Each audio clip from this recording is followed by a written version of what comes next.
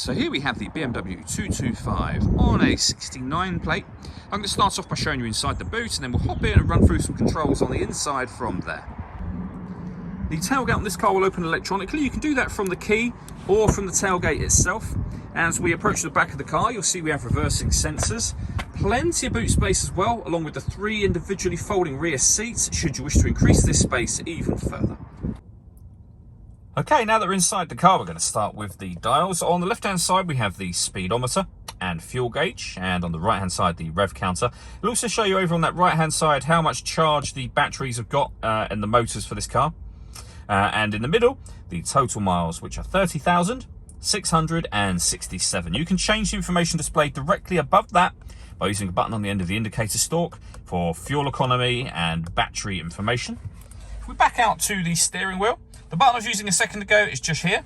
We've also, over this side, got cruise control and speed limiter. And on the right-hand side, we have stereo and phone controls. The phone controls can only be used after such time as you pair the phone up to the car, which is done over in the central screen area just here. So it's touch screen, so you can move everything like that. For example, you can access your phone menu that way, or as it's much easier whilst you're driving along, you can make all of your movements using the Idrive System, which is essentially this dial, the collection of buttons that surround it as well, but mostly everything can be done from here. For example, if you want to listen to music, push that dial down. We're in the music menu. You can see there we've got DAB, FM and AM radio, CD player. We have Bluetooth audio and USB input as well. You can access your satellite navigation. A nice clear color display. This is BMW's professional nav, so it's the extra wide screen.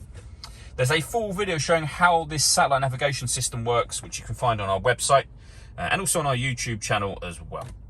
Working our way down from that, we got the main CD player, the volume for the stereo just there. We have some storage along with a USB input for your music. If I move the gear lever out of the way just for a moment, you can see that we have dual zone climate control. So you can adjust the passenger temperature, the driver temperature. You can increase and decrease the fan speed. You can turn the whole system off by hitting that button just there, which is what I just did by accident. We've got the direction of the air, which you can change. When you're happy with those settings, that button turns your air conditioning on and off again, or hit auto. The car will now maintain the temperatures you've asked for by taking control of the fan speed for you, which you can hear it doing in the background. So override that, press auto, you'll go back to your own setting.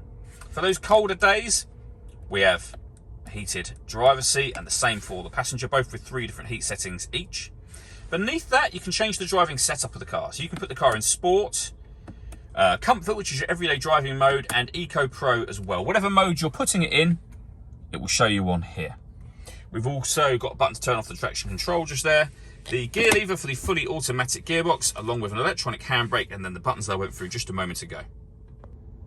The last thing I wanted to mention is the panoramic glass roof. There's a button just here.